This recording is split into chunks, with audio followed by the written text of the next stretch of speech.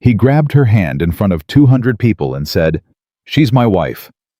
The entire room laughed. But she didn't. She stood perfectly still. Champagne glass raised halfway, eyes locked on something no one else in that ballroom could see. And in the noise of all that laughter, in a voice so quiet it barely existed, she leaned close to his ear and whispered 4 words that would unravel the next 2 years of both their lives. He heard it. He didn't answer. And that silence. That was the most honest thing he'd said in a very long time. Drop a comment with your city. I want to see how far this story travels. And if it hits home, subscribe. You won't want to miss what happens next. Dr. Daniel Holt did not do mornings carelessly. He was up at 5:47. Not 5:45, not 6 o'clock, because 5:47 was the exact time that let him shower. Dress, make his daughter's lunch, review 2 patient charts, and still have 4 minutes to drink his coffee before it went cold. He had tested this. He had actually tested this. His daughter Rosie was 8 years old and already knew better than to ask him questions before that coffee was finished. "Dad," she said one Tuesday, standing in the kitchen doorway in her school uniform, one sock on, one sock missing. "Hold that thought," he said, not looking up from the chart on his tablet. "It's been 3 minutes. One more." She sighed the way only an 8-year-old girl raised by a single father can sigh, like she was 45 and exhausted with the whole situation. He looked up. He almost smiled. "Now," he said. "What?" "I left my lunchbox next door." He set the coffee down.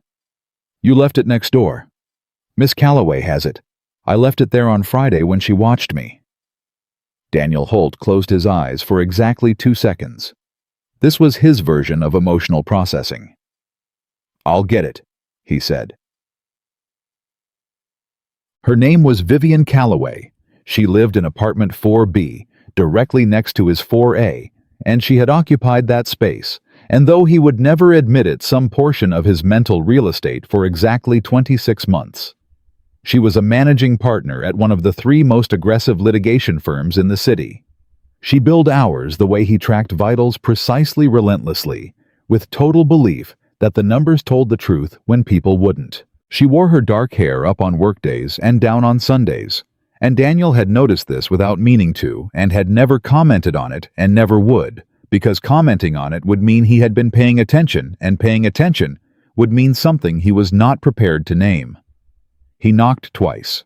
The door opened in under 5 seconds, which meant she had already been awake and near the entrance. She was in her work clothes, sharp gray blazer, black trousers, holding a mug in one hand, and Rosie's faded yellow lunchbox in the other. "I knew you'd be here in 6 minutes," she said. 5:49, he replied. "You were off." Traffic in the hallway. She handed him the lunchbox without ceremony. Then she looked past him. "Where's the little architect?" That was her name for Rosie, because Rosie liked to build things out of whatever was available. Sugar packets, paper clips, the lids of water bottles, and Vivian had once watched her construct a structurally sound miniature bridge out of coffee stirrers during a 20-minute visit, and had immediately declared her the little architect with a reverence usually reserved for courtroom victories. "Getting her other sock on," Daniel said. Vivian's mouth moved, not quite a smile, not quite, not one. "Here." She handed him the mug. Her mug. "You haven't finished yours." He looked at it. He looked at her.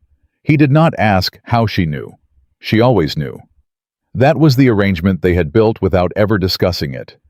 She noticed things, he accepted them, and neither one acknowledged that this was unusual. "I'll bring it back," he said. "You always do," she said, and went back inside. He had met her the week he moved in. He'd been carrying a box of Rosie's books up the stairwell. Rosie's mother had been gone for 2 years, by then quietly departed from the marriage, and then 8 months later from the city entirely. And he'd nearly walked directly into Vivian Calloway, who was standing in the hallway on a phone call, gesturing with one hand, like she was conducting a closing argument to an audience of nobody. She had stepped aside without breaking her sentence. He had nodded. She had nodded back. That was it. That was the beginning. Within 3 weeks, they had established a routine so naturally that neither of them could point to the moment it started. She took Rosie on mornings when his shift ran early. He picked up her dry cleaning when the tailor was on his side of the block. She left coffee outside his door on nights she heard him come home late. He fixed the shelf above her kitchen window that had been leaning for 6 months because she was too busy to schedule a handyman and too particular to do it badly herself. "You didn't have to do that," she said when she saw it. "It was going to fall on your cookbooks eventually," he said. "I don't use those cookbooks." Still, she looked at the shelf, then at him. "You level it yourself." "I'm a surgeon. I have good hands." Something crossed her face, then quick controlled gone before he could classify it. And that was, he would think much later, probably the first time he should have paid more attention. But he was Daniel Holt, and Daniel Holt did not read expressions. He read charts. He read numbers. He read everything that came with a manual. Feelings did not come with a manual. So he left.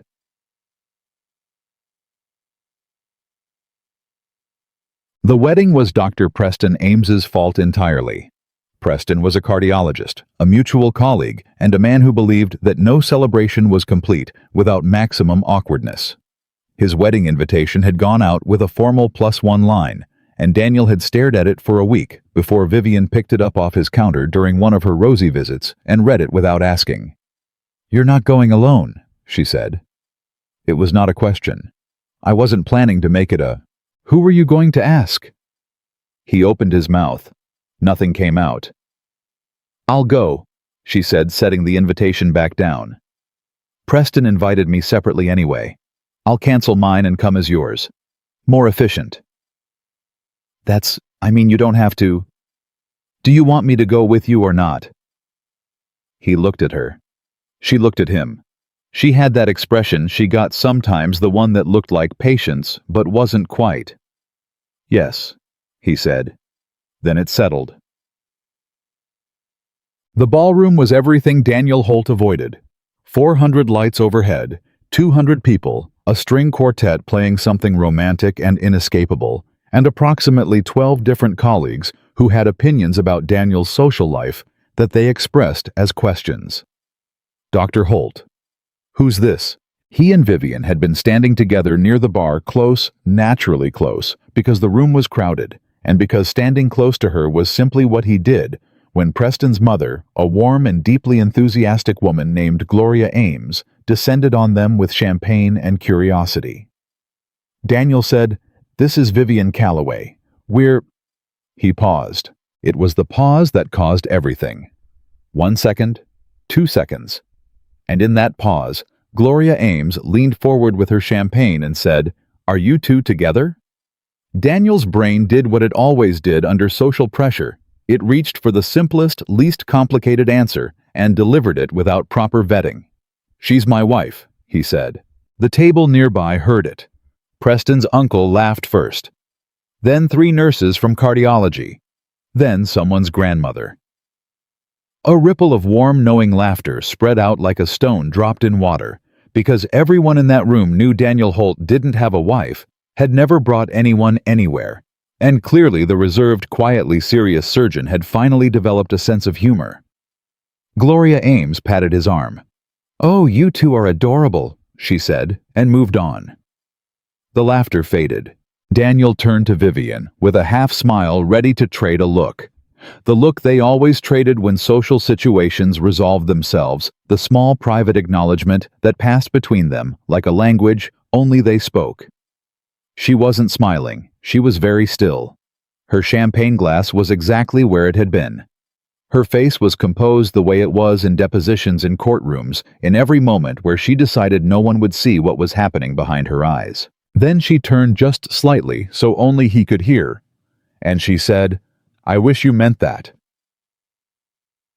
He heard every word, 4 words, 8 syllables, quiet enough to be a secret and clear enough to rearrange every assumption he'd made about the last 2 years. The quartet kept playing. The room kept laughing. Someone across the ballroom was giving a toast and glasses were being raised, and Daniel Holt stood exactly where he was and felt something in his chest shift the way a structure shifts, not collapsing, but settling like a building, finally acknowledging the weight it had been holding. He didn't answer her. He should have said something. Later, he would replay the moment exactly 47 times he counted, because he counted everything, and each time the version of himself in the replay would say something true and immediate and exactly right. In real life, he said nothing.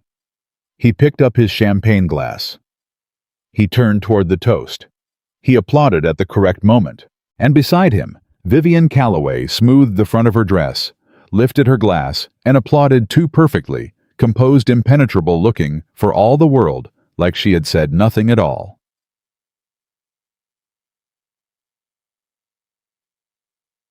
The drive home was 40 minutes. They had taken his car. She was in the passenger seat, her coat folded neatly in her lap. The radio was off. Neither of them had suggested turning it on. This was unusual. In 2 years of proximity and routine, and 400 small shared moments, silence between them had always been comfortable. The kind of silence you had with someone when words weren't necessary because the communication was already happening some other way. This silence was different. This silence had edges. They were 20 minutes out when he said, "Vivian." "Don't," she said, not sharp, not cold, just certain. He kept his eyes on the road. "I'm not going to pretend. I know what I said." She looked out the passenger window. "I'm not asking you to address it. I shouldn't have said it. It was imprecise." Imprecise. He almost made a sound. Almost. "You're a litigator," he said. "You're never imprecise." She didn't answer. 10 more minutes passed. The city lights thinned. Their building appeared at the end of the block. He pulled into the garage, cut the engine. They sat in the car for 3 seconds longer than they should have, and then she opened her door and said, "Thank you for tonight. The salmon was overcooked." "I know," he said. She walked ahead. He followed. They took the elevator in silence and stepped out onto the 4th floor and stopped in front of their respective doors. She had her key out. She was about to go in. "Vivian." She stopped. She did not turn around. "What did you mean," he said, "when you said it was imprecise?" A pause. "I meant," she said carefully, the way she chose every word carefully, "that it was more precise than I intended to let it be." And she went inside. He stood in the hallway for a long time, not because he didn't have anywhere to go.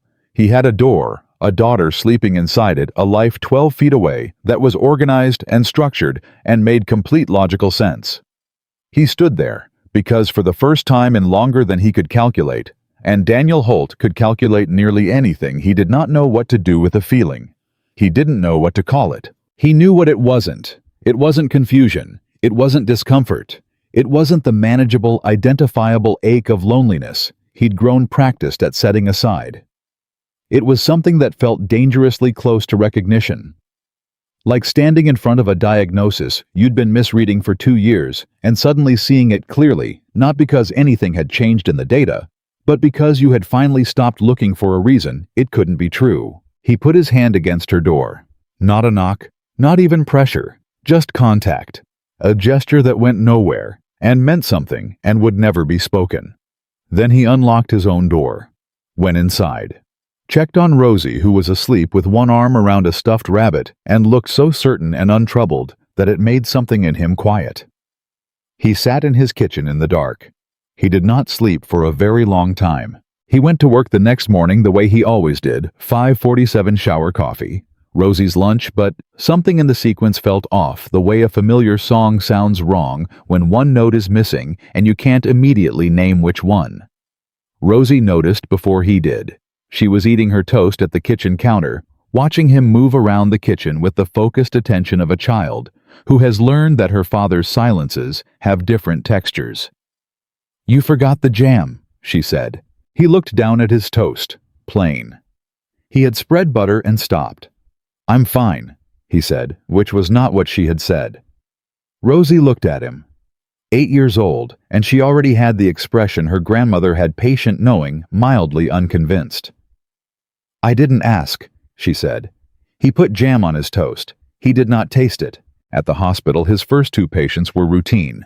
His third was a man named Gerald 62 post-op checkup, who said within 4 minutes of sitting down, "You look like a man who said something he can't take back." Daniel told him his blood work was excellent and moved on. But Gerald wasn't wrong, except it wasn't something he had said. It was something he had heard. And the distance between those two things, between speaking and receiving, was exactly where he was stuck.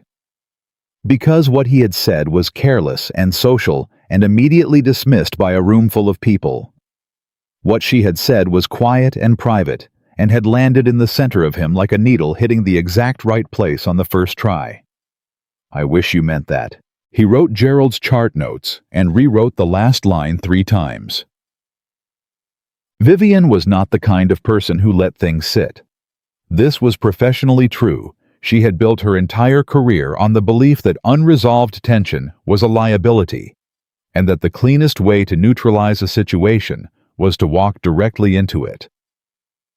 She had won 7 consecutive jury trials on that principle alone. So when she spent Sunday morning at her kitchen table drafting what was functionally a legal brief addressed to her next-door neighbor, she told herself it was simply what she did. She addressed things. She was precise. She moved forward. The document, she did not call it a document, she called it notes, was 4 paragraphs. The first acknowledged the statement made at the Ames wedding reception. The second contextualized it as an emotional response to a socially charged environment, and clarified that it should not be construed as a declaration or expectation. The third expressed that she valued the existing arrangement between them and had no desire to destabilize it. The fourth was a single sentence, "I apologize for any discomfort caused." She read it back twice. It was precise. It was clean. It drew a line and offered him a way to step comfortably behind it. She printed it, folded it, held it for a moment. Then she knocked on his door. He answered in a gray t-shirt and the reading glasses he wore when he reviewed charts at home. The ones he always seemed mildly embarrassed about, as though being seen in them was a vulnerability he hadn't consented to. Rosie was at her grandmother's for the day. The apartment behind him was quiet. He saw the folded paper in her hand. "Come in," he said before she could start. She came in. She stood on the kitchen side of the counter, her customary position in his apartment, the place she occupied that was close but not fully inside present but with an exit always available, and she set the paper on the counter between them. "I want to address Saturday night," she said. "I know. I prepared something." He looked at the paper. He did not pick it up. "How long is it?" 4 paragraphs. Something moved across his face, not quite a smile. "Of course it is. Daniel, I'm not making fun of you. You're close to it." He picked up the paper, unfolded it, read it the way he read everything fully, without rushing, without the performance of skimming. She watched him. She was good at waiting. She had once waited out a hostile witness for 11 minutes of total silence in a deposition and won. This felt different. He finished. He folded it back along the original crease. He set it back on the counter. Then he said, "You didn't say something wrong." She blinked.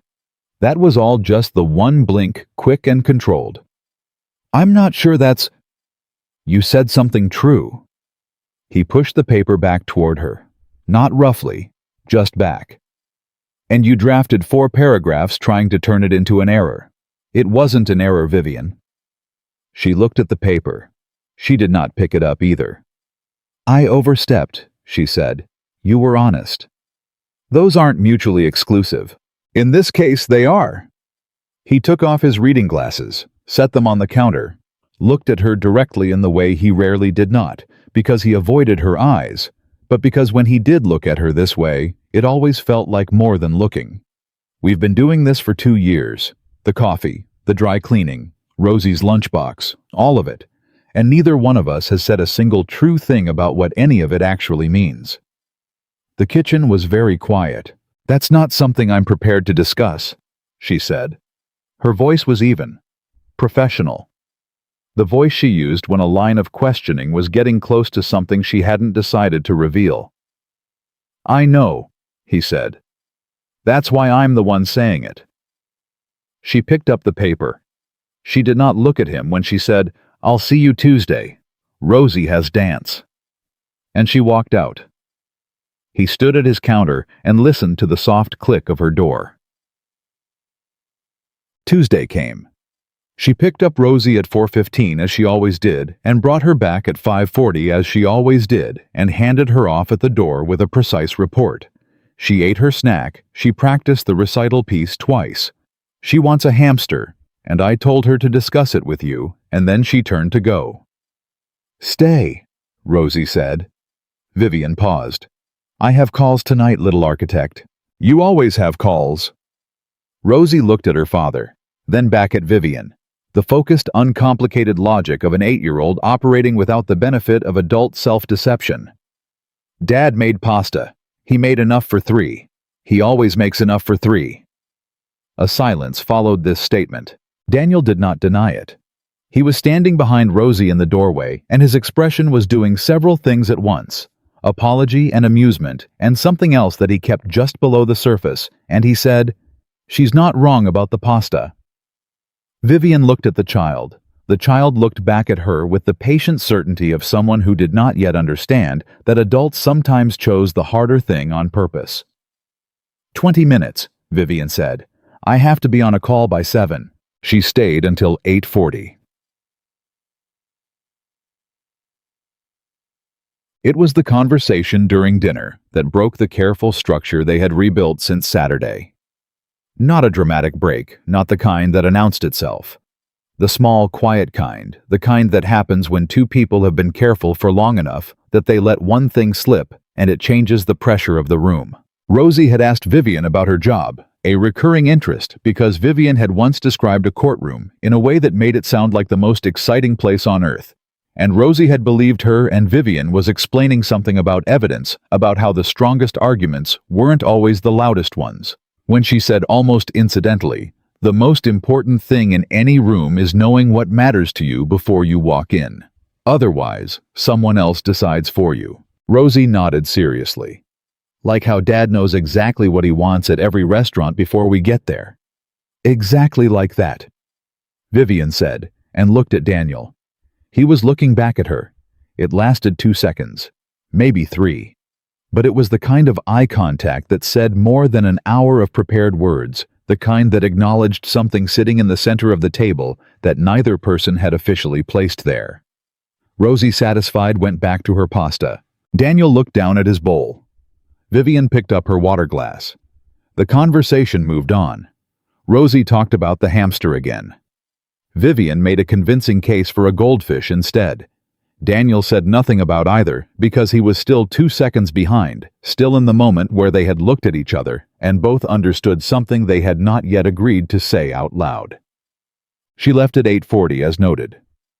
Rosie had already started falling asleep on the couch, which happened sometimes. She'd appear perfectly awake through dinner and crash the moment the activity stopped, like a very small machine that ran at full capacity until it simply didn't. Daniel carried her to bed and came back out to find Vivian at the door, coat on bag, over her shoulder, already transitioning back into her other self. Thank you for staying, he said quietly. Rosie asked me. A pause. She's perceptive. She gets it from her grandmother. Vivian looked at him. She gets it from watching you. Before he could respond, she added, You're careful with her, the way you track what she needs before she asks. It's the same thing you do with... She stopped. With, he said. She shook her head once. The controlled shake, the one that meant I know exactly what I almost said, and I've decided not to. Good night, Daniel. Vivian. She looked at him, actually looked without the professional distance, without the composure that functioned like armor. What you almost said, he told her. You can finish it. She was quiet for a moment. Then she said, I was going to say it's the same thing you do with everyone you care about. You track what they need. You show up before they have to ask. A beat. I've noticed. I've noticed things too, he said. She held his gaze for 3 full seconds, which for Vivian Calloway was the equivalent of another person standing in the rain. Then she said, "We should be careful," and left.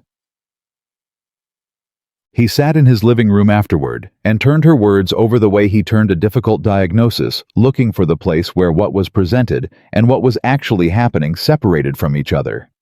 We should be careful. He had said that to patients, not in those words, but in that meaning. The meaning that acknowledged something real while asking it to hold still. We should be careful was not a no. It was not a refusal. It was the thing you said when you were standing at the edge of a decision, and the drop on the other side was one you weren't sure you could walk back from. He understood that.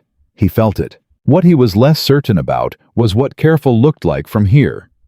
Because for 2 years, careful had looked like coffee through a door, and dry cleaning and lunch boxes, and dinner for 3, that he had never officially admitted he was making for 3. Careful had looked like not naming the thing that was already structuring both of their lives. And careful, it turned out, had not worked, because the thing had named itself anyway. At a wedding in 4 words in a voice so quiet only he could hear it. "I wish you meant that." 3 days later, his colleague Marcus, Dr. Preston Ames's younger brother, an orthopedist, who was constitutionally incapable of minding his own business, stopped him in the hospital corridor. "Heard you brought someone to the wedding," Marcus said, falling into step beside him. "I'm walking fast," Daniel said. "I also heard you introduced her as your wife." It was a joke. "Right." Marcus paused. "What's funny about it?" Daniel stopped walking. He turned and looked at Marcus, who was holding a patient file and wearing an expression that suggested he had given this thought and was ready to hold the position. "Nothing," Daniel said. "That's why nobody should have laughed." He kept walking. Marcus called after him, "That's what I thought." The offer came on a Thursday.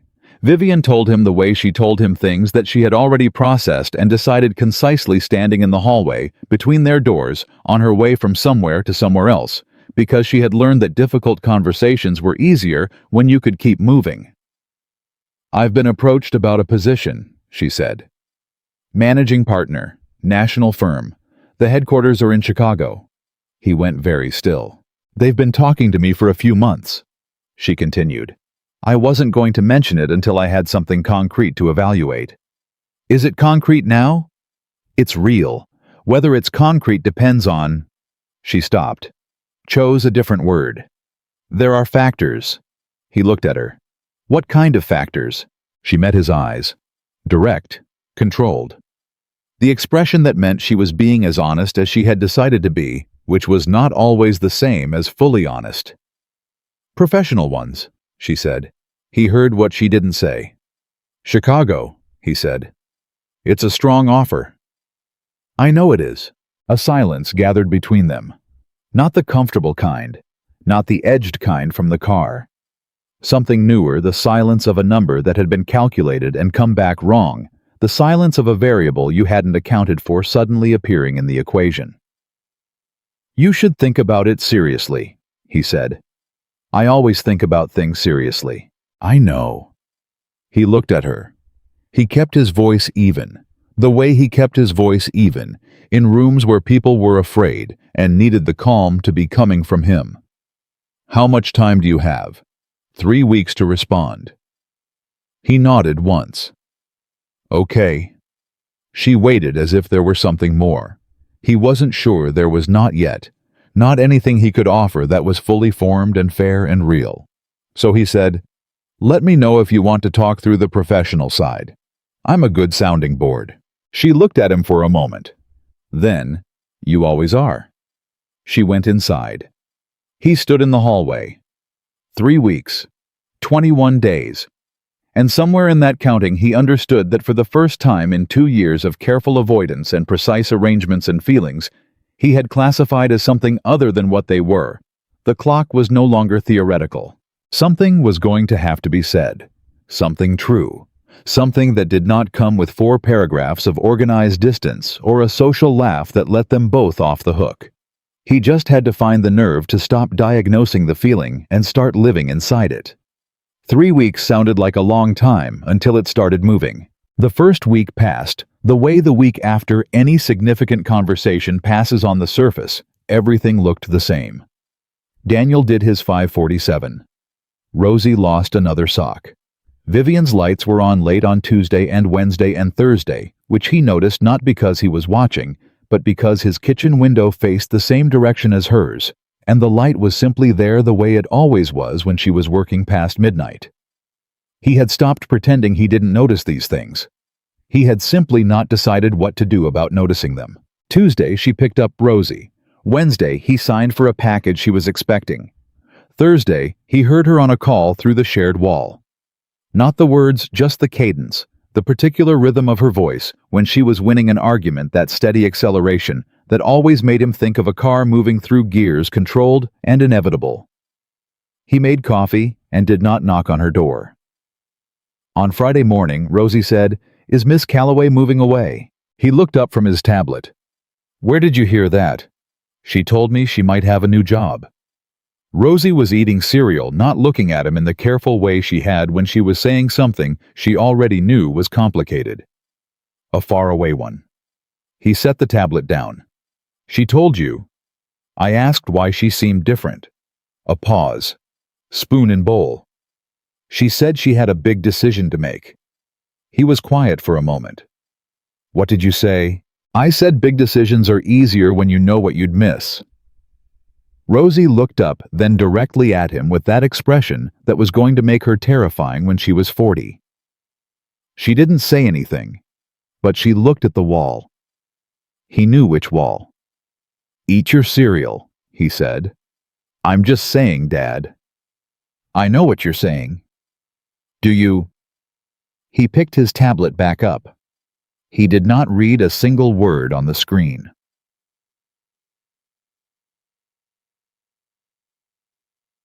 He told himself he was giving her space. That was the professional framing she was processing, a significant career decision she needed room to think. Inserting himself into that process would be presumptuous and unfair. He was respecting her autonomy. He was being thoughtful. He was also, and he knew this the way you know the thing you don't want to admit, afraid. Not of her. Never of her. He was afraid of the specific conversation that would require him to say something he hadn't said out loud to another person in a very long time. Maybe ever. Because Daniel Holt was good at presence. He was good at showing up at tracking needs, at the 1,000 practical forms of care that didn't require him to open his chest and hand someone what was inside it. Words were different. Words were permanent in a way that actions could always be contextualized away from. You could always say, "I made dinner for 3 because it's more efficient." You could always say, "I noticed the light because the window faces that direction." You could always, if you were practiced enough at it, find the logical explanation that kept the feeling at a safe distance from the truth. He had been doing this for 2 years. He was very good at it, and he was starting to understand that being good at it was not the same as it working. The shift came on a Wednesday night in the second week, and it came from the least expected direction. He was on the phone with his mother, weekly call reliable as weather, when she said in the particular way she had of landing on things sideways, "How's your neighbor?" "Fine," he said. "Vivian." "I know which neighbor you mean, Mom." "You got quiet when I said her name." "I'm always quiet." "Daniel James Holt, you got a specific kind of quiet." A beat. "The kind you got in 9th grade when you thought nobody knew you liked Sarah Ames. That was 30 years ago. And you never told her until she started dating someone else, by which point it was, Mom." "I'm just noting the pattern." He stood at his window. The city below did what it always did, moved and lit up and kept going, indifferent to the specific emotional paralysis of one careful man on the 4th floor.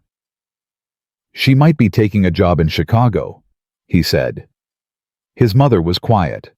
That was its own kind of signal. "Then you have a timeline," she said finally. "It's not that simple." "It never is. You do it anyway."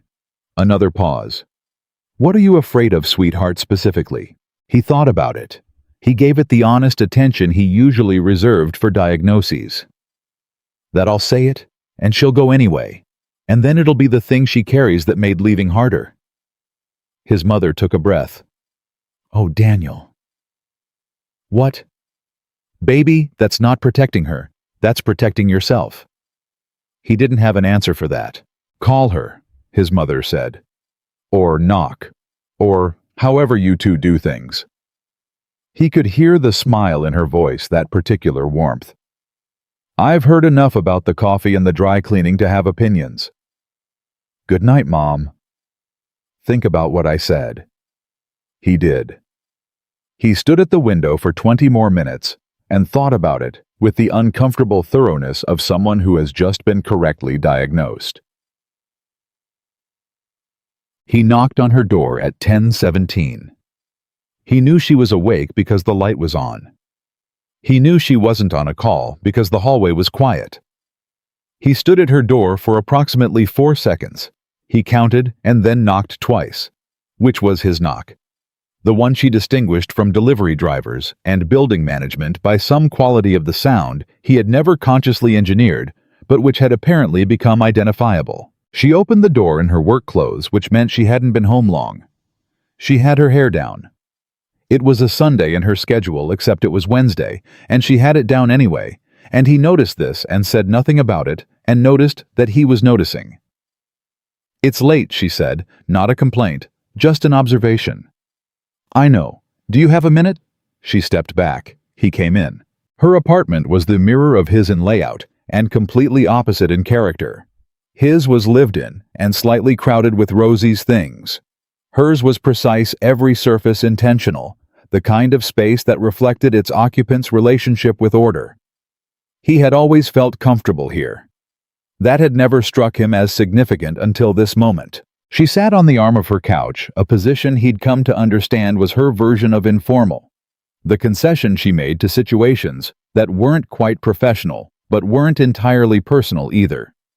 He stayed standing, which was wrong, so he sat in the chair across from her, which was better. Chicago, he said. She looked at him steadily. What about it? Where are you with it? Professionally, it's the strongest offer I've received. The scope is significant. The platform is better than anything I'd access here in the next 5 years. She said this cleanly, the way she said things she had rehearsed being neutral about.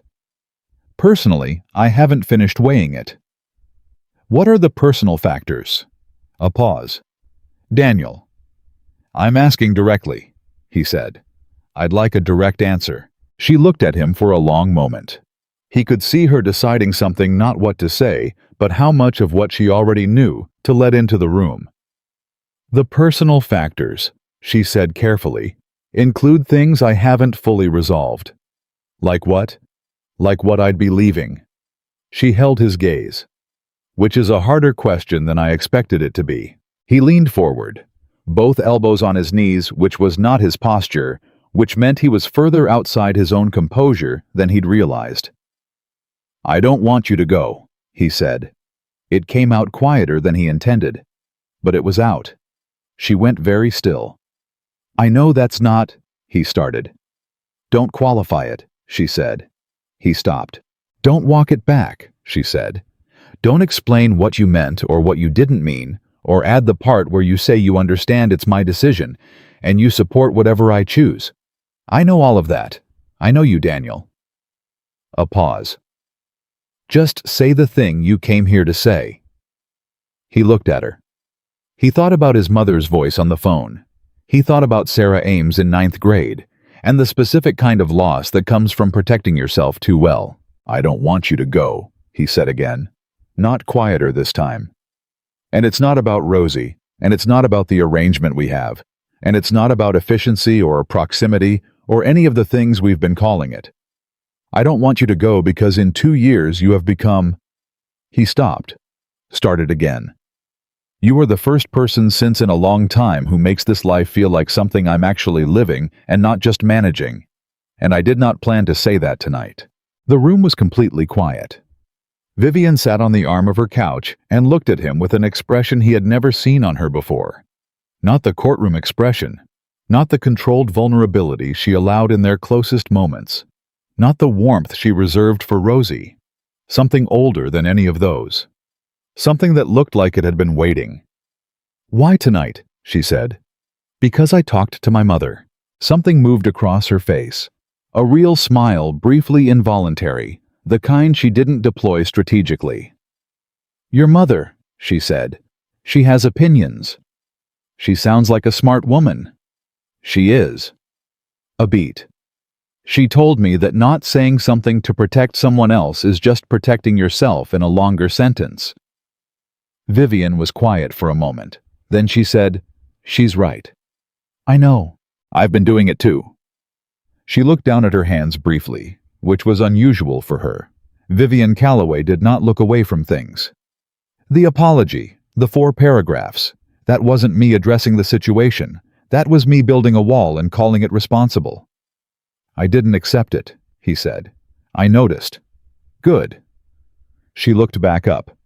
"Daniel, I have to be honest with you about something." He waited. "I already know what I want," she said. "I've known for a while. The Chicago offer, it's real and it's serious, and 6 months ago, I would have taken it without a second thought. But I've been sitting with it for 3 weeks, and every time I try to imagine leaving the thing I keep running into isn't the job or the apartment or the city." She paused. "It's the hallway." He didn't say anything. "That hallway between our doors," she said. "The stupid ordinary 15-foot stretch of carpet and bad overhead lighting that I have walked across approximately, I don't know, hundreds of times. And every single time, there is a moment. Just a moment where I know if I turn right instead of left, I will be going to you instead of going home. And I always turn left. Because that was the correct thing, the careful thing, the—" She stopped, pressed her lips together. "I am so tired of turning left." He stood up. She stood up. They were 4 feet apart in her living room, and the distance felt both enormous and completely without logic, the way things feel when you have been treating a measurement as meaningful long after it stopped being so. "Then don't," he said. She looked at him. "It's not that simple. I know what we have. Rosie, the arrangement, the way things work right now. I know." He held her gaze. "I'm not asking you to blow everything up tonight. I'm asking you to stop turning left." A silence, long enough that he felt it in his chest. "I haven't said yes to Chicago," she said. "I know." "I also haven't said no." "I know that too."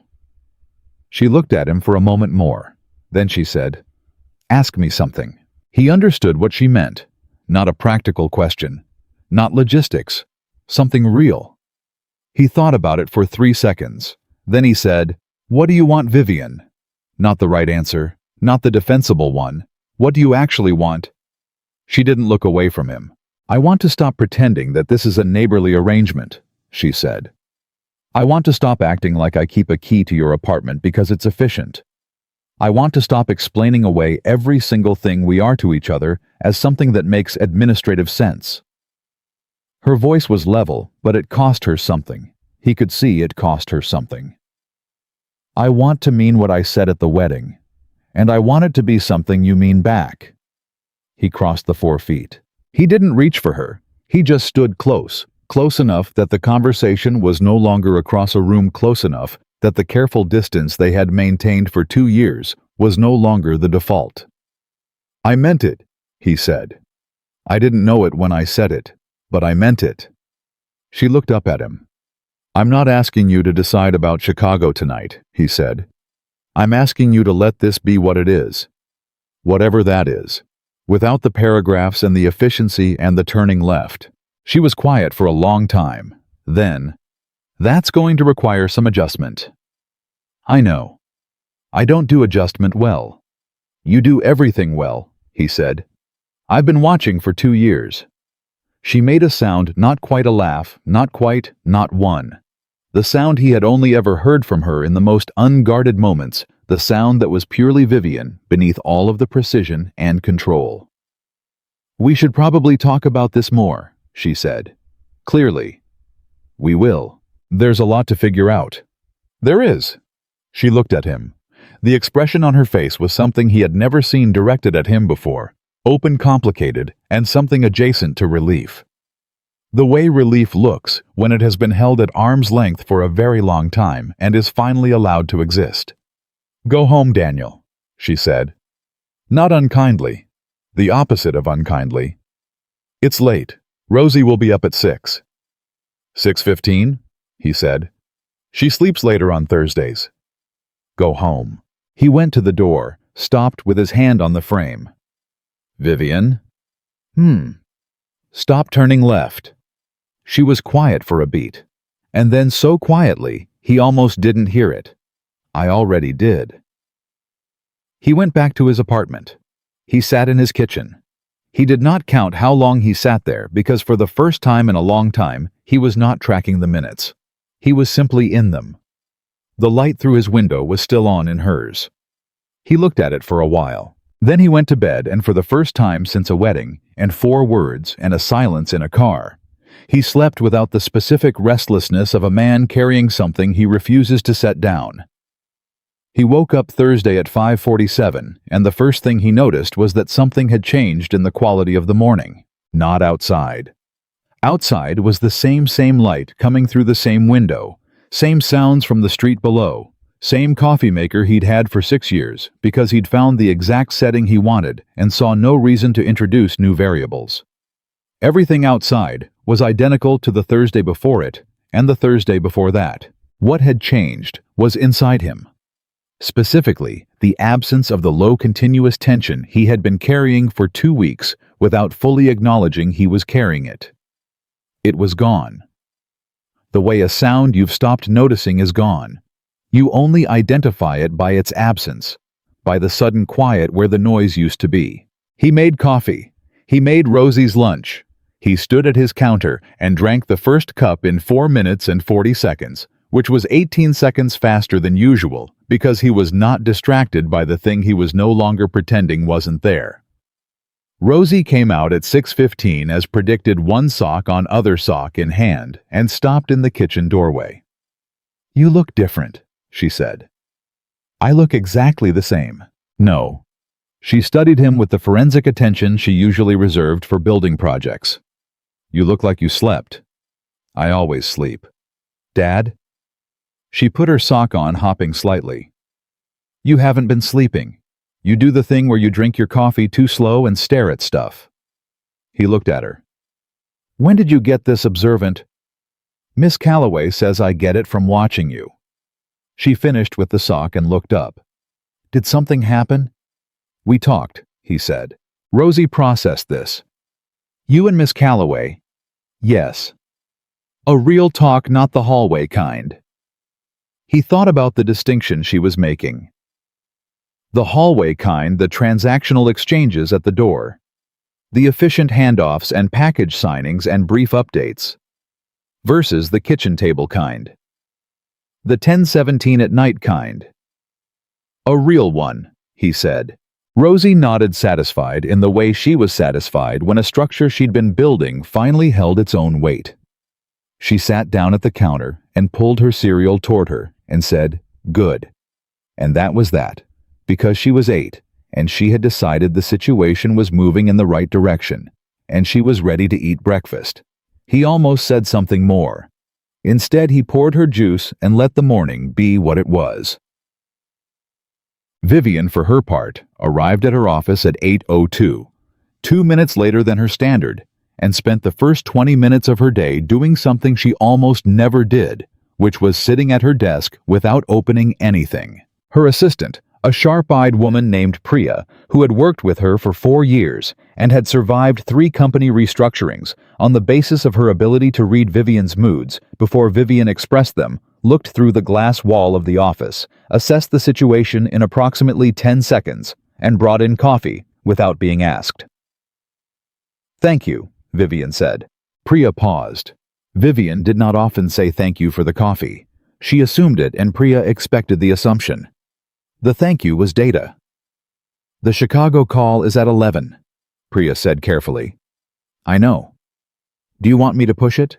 Vivian looked at her coffee. She thought about a hallway.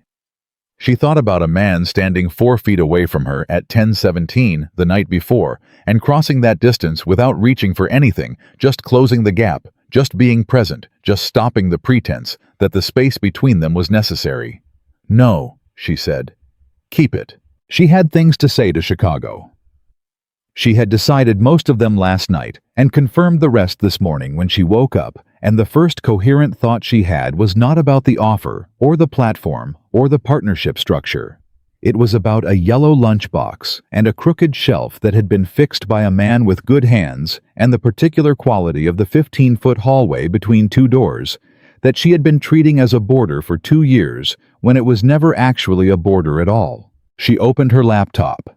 She had work to do before 11. The Chicago call lasted 47 minutes. When it was over, Priya knocked and came in and read Vivian's face with her usual precision and said, "Should I order lunch?" "Yes," Vivian said. "And send Daniel Holt a message he's in my personal contacts. Tell him I declined Chicago and ask if Rosie is free Saturday." Priya did not visibly react. "Done. Anything else?" "That's all." After Priya left, Vivian sat back in her chair and felt something she didn't immediately have a word for.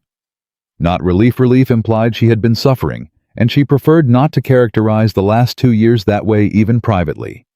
Not excitement exactly. Something quieter.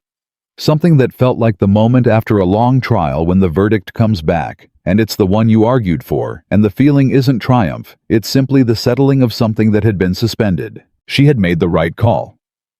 She knew that the way she knew the right argument, not emotionally but structurally in the place where her judgment lived separate from her feelings.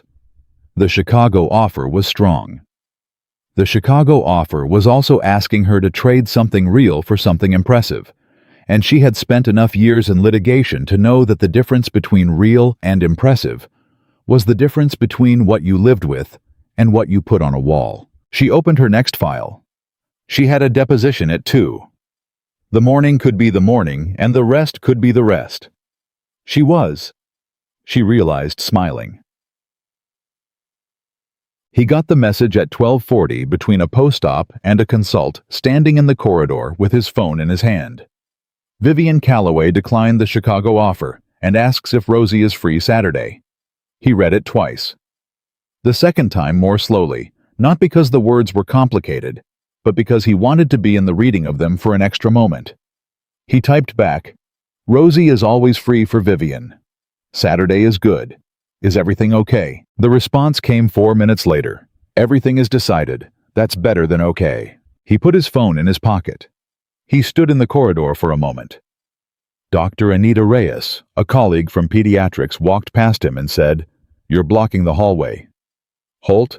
And he said, "Sorry," and stepped aside, and she glanced at his face and said, "What happened to you?" And he said, "Nothing."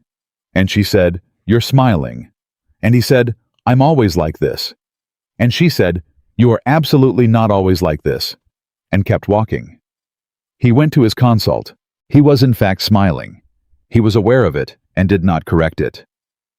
Saturday came with the particular easy momentum that follows a week of decisions already made. Vivian arrived at his door at 9, not 10:15, not the efficient drop-off and go, but 9 in the morning in her weekend clothes, which was a version of her he had seen 100 times, and which still managed to be specifically notably her and Rosie practically pulled her through the door. "I have a plan," Rosie announced. "I expected nothing less," Vivian said. The plan was a construction project Rosie had been collecting materials for 2 weeks, which Vivian only now realized explained several of the items that had been quietly disappearing from her own apartment, including a set of chopsticks, 2 binder clips, and a length of twine she had assumed she'd misplaced. "You've been acquiring materials," Vivian said, looking at the collection spread across the kitchen table. "They're borrowed," Rosie said, "from my apartment. I'll give them back when I'm done." Vivian looked at Daniel, who looked back at her with the expression of a man who had long since made his peace with this particular dynamic and found it more entertaining than troubling. "She gets the appropriation instinct from me," Vivian said. "I know," he said. You once took my good scissors for 3 weeks. I returned them. Eventually. Rosie, ignoring this, began assigning roles. Vivian was the structural consultant. Daniel was supply and procurement, meaning he was in charge of finding things when Rosie decided she needed them. Rosie was the architect, obviously. They spent 2 hours on it. What emerged was some kind of bridge, or possibly a house, or possibly both.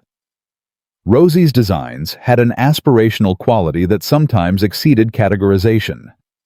But it was solid.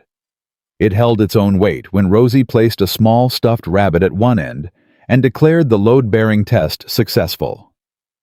Engineering, Vivian said seriously. You should consider engineering. I want to do what you do, Rosie said.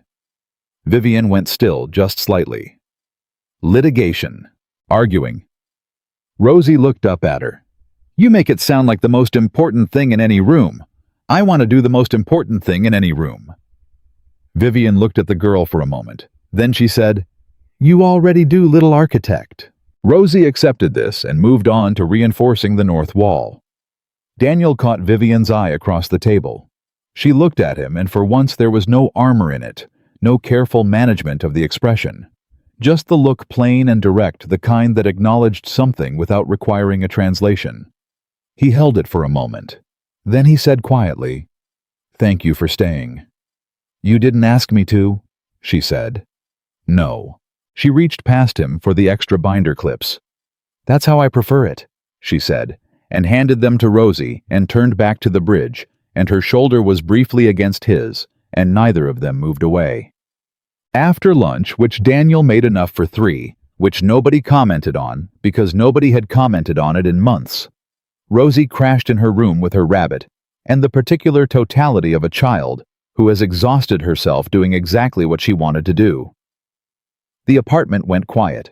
Vivian was at the kitchen table with her laptop. She had a brief to review. She had said 40 minutes. She just needed to check a few things. And Daniel was washing dishes, which he did methodically, which she had watched him do a dozen times. And the quiet between them was the old quiet, the comfortable kind. Except it wasn't quite the old quiet anymore, because the old quiet had been built on an agreement not to name things, and that agreement no longer existed. He dried his hands. He sat across from her at the table. She looked up. Can I ask you something? He said. You're going to ask me why I turned down Chicago. I know why you turned down Chicago. She closed the laptop halfway. Then what? He looked at her. Are you scared? A pause. She considered the question the way she considered things she hadn't pre-processed carefully without immediately reaching for the answer she would give in public. Yes, she said. Aren't you? Completely. You don't seem it. I've been scared since the car ride home from the wedding, he said. I just got tired of letting it make decisions for me. She looked down at the table. Her hand was resting near his, not touching, not quite. The distance was measurable. I've never done this, she said. Whatever this is, not like this, not with someone I... She stopped. Someone you what? She looked back up. Someone I can't afford to lose. He heard that the way he heard the things she said that cost her something, directly, fully, without trying to interpret around the edges. You're not going to lose me, he said. You don't know that. I know it the same way I know anything I'm certain about, he said. Not because I can guarantee an outcome, because I know who I am and what I'm telling you. She studied him. That's very doctor of you. It's very honest is what it is. Her mouth curved, not the controlled version, not the public version, the real one, the one that arrived without permission. You're different than you were 3 weeks ago, she said. 3 weeks ago I was still pretending. What changed? You said you were tired of turning left. He met her eyes. I decided I was done standing in the hallway. A silence. Not empty full. The kind of silence that doesn't need to be filled because it's already doing something. She turned her hand over on the table. He put his over it. Neither of them said anything for a moment. It was not a dramatic gesture, No one watching would have written home about it. It was simply two people who had been performing an elaborate extended detour around the most direct route and had finally, at no particular ceremony, gotten on the right road. "I told Priya to decline the offer Thursday morning," she said. "I know. She messaged me at 12:40. Before you messaged me back." "Yes? So you knew for 2 days?" "Yes? And you didn't say anything?" "I was waiting," he said. "For what?" "For Saturday." He looked at their hands on the table. "I wanted to see you say it in person, not over a message." She was quiet for a beat. "Say what?" "That you stayed." She looked at him. The expression on her face did something complicated and then settled into something simple, the way water settles when the thing disturbing it has been removed. "I stayed," she said. "I know." "Say it back," she said. It was not a demand. It was the thing she asked from courtrooms and juries and opposing counsel, not performance but confirmation. The truth stated plainly so, there was no room for later reinterpretation. "You stayed," he said, "and I'm glad. And I'm not pretending I don't know what that means anymore." She exhaled. He felt it more than heard it, the specific release of breath that meant something had been held for a long time and was only now being set down. "We have to talk about what this looks like," she said. "We do." "Rosie." "Yes." "The arrangement changes." "The arrangement was always this," he said. "We were just calling it something else." She turned that over. He watched her think she thought visibly in a way she probably didn't know, a slight shift in her eyes when she was testing something against her own structure. "That's true," she said finally. "I know. You're irritatingly certain about some things. Only the things I've had 2 years to figure out." She looked at him across the table, across the ordinary kitchen table, with its rosy construction debris and coffee rings, and the evidence of a Saturday morning that was completely unremarkable and somehow exactly right. And the look she gave him was not the composed one, not the litigator's assessment, not the carefully curated Vivian she offered to the world. It was just her. "Okay," she said. "Okay," he said back. It was not a grand declaration.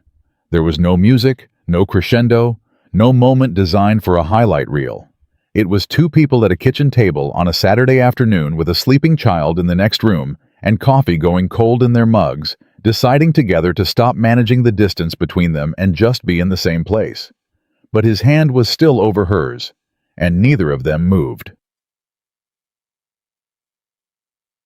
Later, after Rosie woke up and demanded they all watch a movie she had seen 4 times and wanted to explain to Vivian in real time, and after Vivian had sat on the couch between them and provided commentary that made Rosie laugh until she couldn't breathe, and after the movie ended and the evening settled into the particular warmth of a day that had gone right, Vivian stood at the door with her bag over her shoulder. Rosie had already said goodnight and disappeared into her room. It was just the hallway. Just the two of them, the way it had been 2 years ago, and every day since, and the 15 feet of carpet between their doors. He stood in his doorway. She stood in hers. "Same time Tuesday," she said. "Same time Tuesday," he said. She unlocked her door, went in, closed it softly. He stood in the hallway for a moment. Then he went inside too. And the difference, the only difference from every night before this, was that when he closed his door, he was not carrying anything. Nothing unspoken, nothing misnamed, nothing folded up and stored somewhere he pretended not to visit. Just the quiet, the good kind, just that. The weeks after that Saturday had a different texture. Not different in the way that dramatic changes are different. No sudden rearrangement of schedules, no announcement, no conversation with Rosie that began with, "We need to talk." Different, the way a room feels different when someone finally opens a window that has been painted shut for years. Everything looks the same.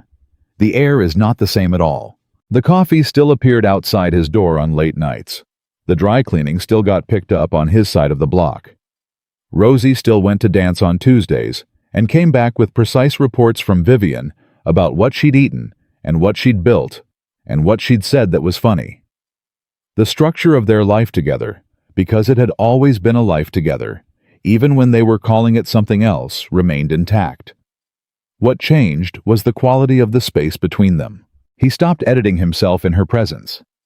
Not dramatically, he had never been a dramatic person, but the small, constant interior revision he had been performing for 2 years, the ongoing project of making sure nothing he said or did could be read as more than it was supposed to be, that stopped.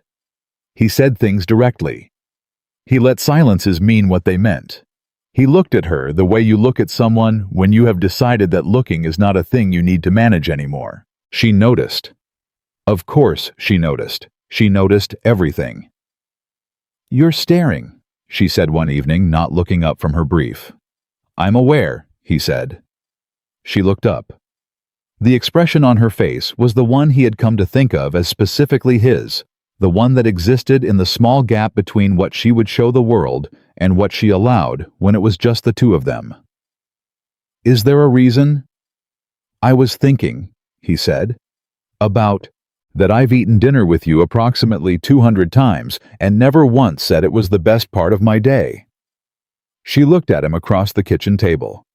The brief in front of her went unread for a long moment. "That's a lot of unreported data," she said. "I was underreporting."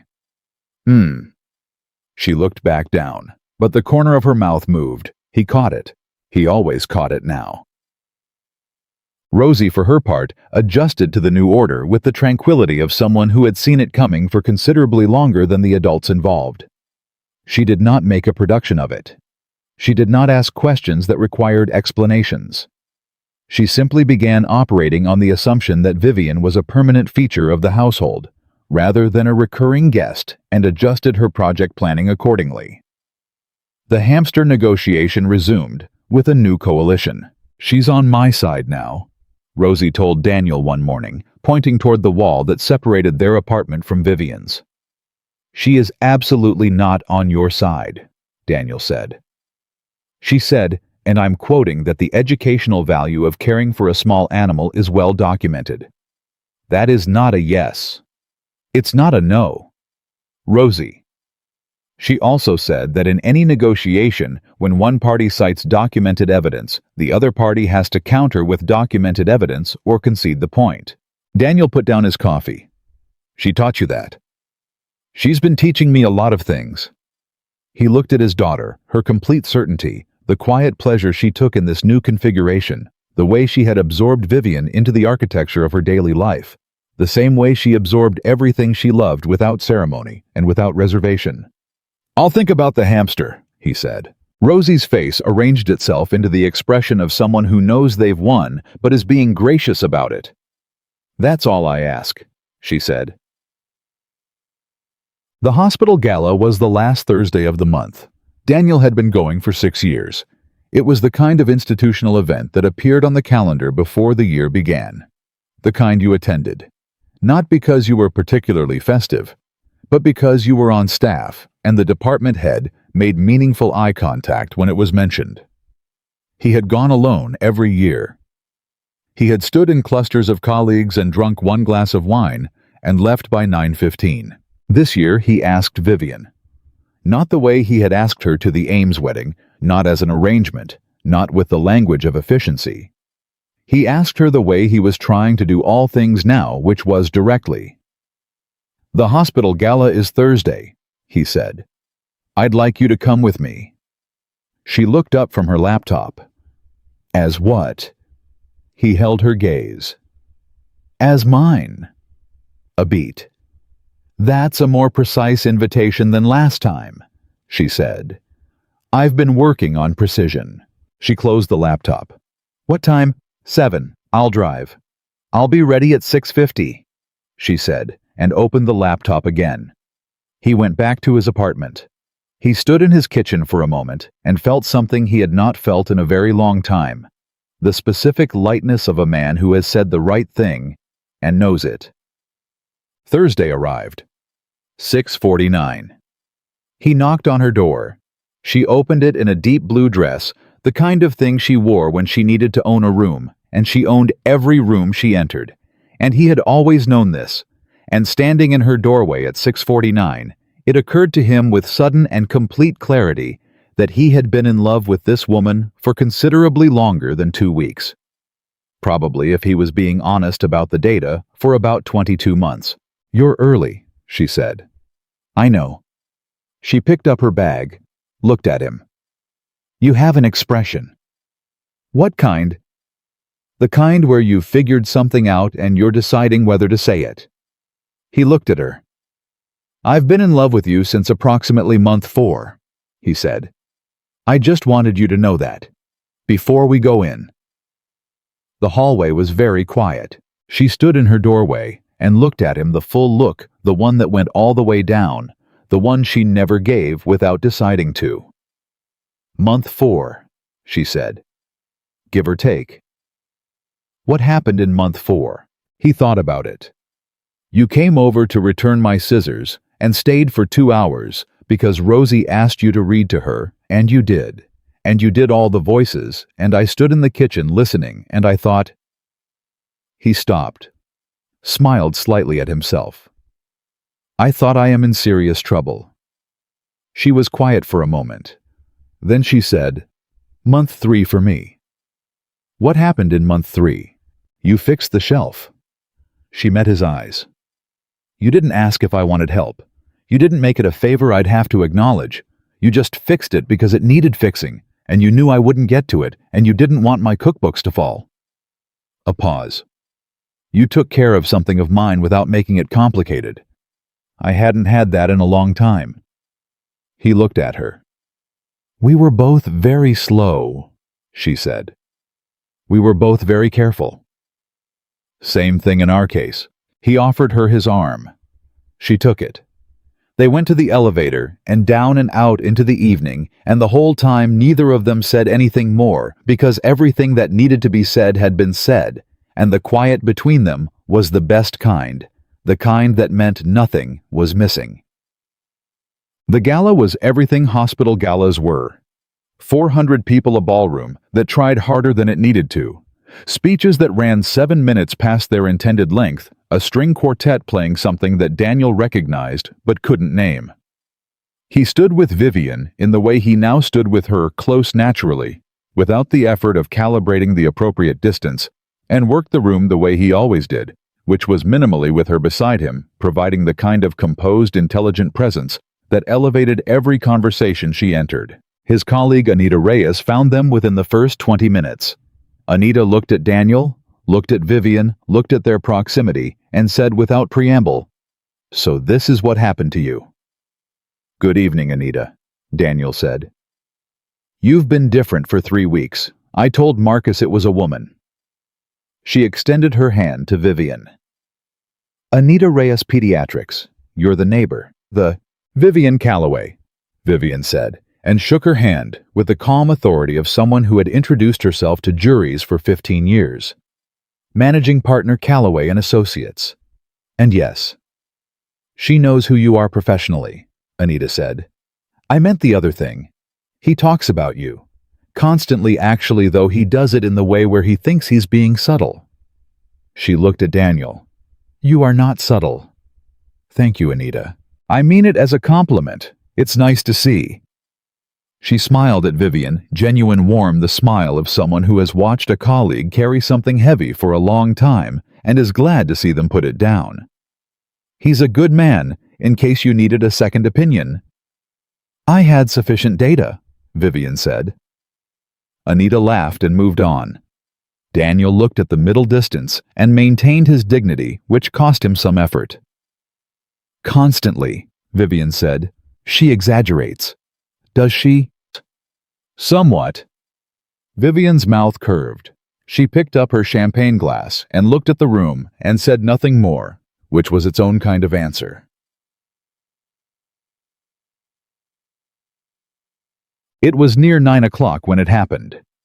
They were standing near the far end of the room when Dr. Preston Ames himself materialized.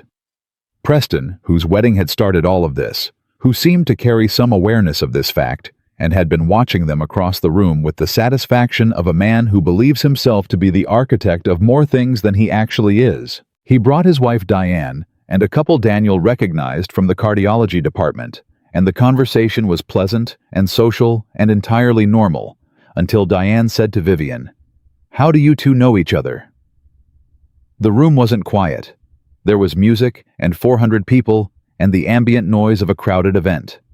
But the small circle of them had its own frequency. Daniel felt it, the particular resonance of a moment rhyming with itself. The same question, the same gathering. A different ballroom, but the same essential beat. He turned and looked at Vivian. She was already looking at him. Her expression was open, waiting. Not the 4 paragraphs expression, not the composure as armor expression. Just her in the blue dress with her champagne glass, and her steady eyes and everything they had moved through together over the last 2 years arriving in this single moment.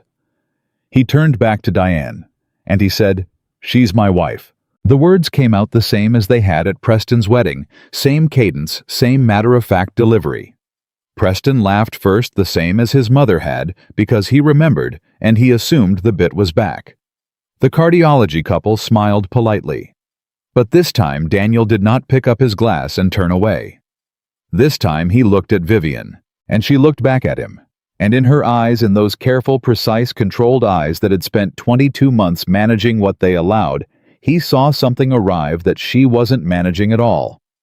Something that looked like the moment in a closing argument when you've said the last line and you know before the jury stands that you've won. She raised her champagne glass slightly and said, calm and clear and certain, "I wish you meant that." Preston stopped laughing. The cardiology couple exchanged a look. The music kept playing. The room kept existing. And Daniel Holt looked at Vivian Calloway in the particular way he had been looking at her since month 4, when she did all the voices and said, "I do.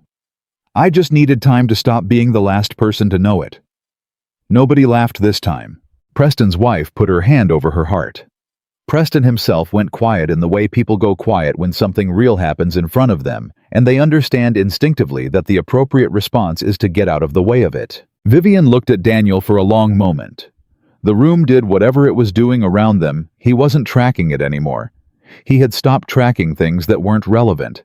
And then she said quietly for him, and not the room, "You were the last person to know it, by quite a lot." "I know," he said.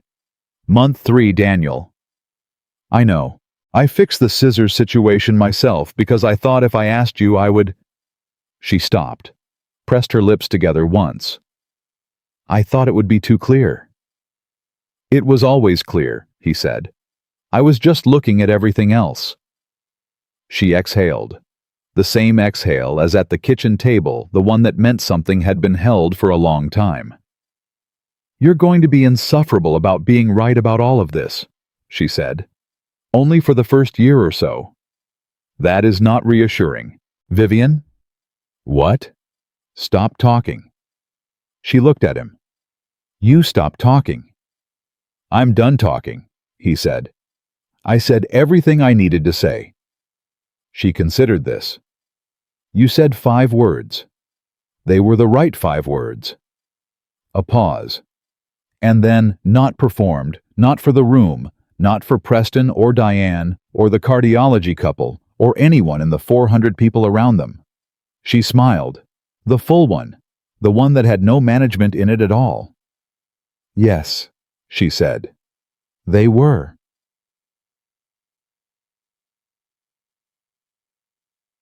They left the gala at 9:21, which was 6 minutes later than his usual departure, and entirely on her account, because Diane had taken her hand and said something that made Vivian laugh, a real laugh, unguarded, the kind he had come to think of as his particular favorite sound, and he had not been willing to interrupt it. In the car, she was quiet in the way she was quiet now, the good way, the full way, the way that didn't have edges. He drove. The city moved past. "I meant it," he said somewhere on the bridge. "I know. All of it. Not just tonight." "Daniel." She turned her head toward him. "I know." He nodded. He drove. A few minutes later she said, "Month 3. You want the specifics. I want everything you want to tell me." "You came to return my scissors," she said. "You knocked, you handed them over. You said, 'Have a good evening.' And then you saw the shelf and you said, "Has that been leaning like that long?" And I said, "Yes, a few months." And you said, "Do you have a level?" And I said, "Yes, in the closet." And you went and got it without asking, and you fixed the shelf. A pause. You were there 11 minutes. You didn't make it a thing. You just did it and left. And I closed the door and stood in my kitchen and thought. She stopped. "What did you think?" he said. "I thought I am going to have a very difficult time not loving this man." He was quiet. "And then I spent 22 months doing exactly that," she said. "Having a difficult time." He reached across the console. She put her hand in his. "Not anymore," he said. "No," she said. "Not anymore." They were back on the 4th floor by 10:05. The hallway between their doors was exactly as it always was. Same carpet, same lighting, same 15 feet that had spent 2 years functioning as a border between two people who were already living the same life. They stopped in the middle of it. She turned to face him. "I'm not going in yet," she said. "I know," he said. "Neither am I." They stood in the hallway between their doors and looked at each other, the way you look at someone when the looking doesn't need to become anything else, when it is already the thing. Then she took one step toward him. And he took one toward her. And the 15 feet became nothing, became the irrelevant measurement it had always been, and he put his arms around her the way he had wanted to for 22 months, and she let him, and she put her face against his shoulder the way she had not let herself do with anyone, in longer than she would say, and they stood in the ordinary hallway of an ordinary building in the middle of an ordinary night, and were at last simply where they were. No arrangement, no efficiency, no careful naming of the thing as something other than what it was. Just this, just them, just the truth they had been living for 2 years, finally spoken in a language neither of them had to translate. He held her. She stayed. And in the morning, Rosie would wake up at 6:15 with one sock on, and Daniel would make coffee for 3 without commentary, and Vivian would be there when the coffee was ready, and the little architect would look at both of them across the breakfast table with the quiet satisfaction of someone who had known the answer long before anyone thought to ask the question. But that was morning. Right now it was just the hallway. Just the two of them. Just the simple, unhurried certainty of people who have finally stopped pretending that they are anything other than exactly what they are to each other. Home.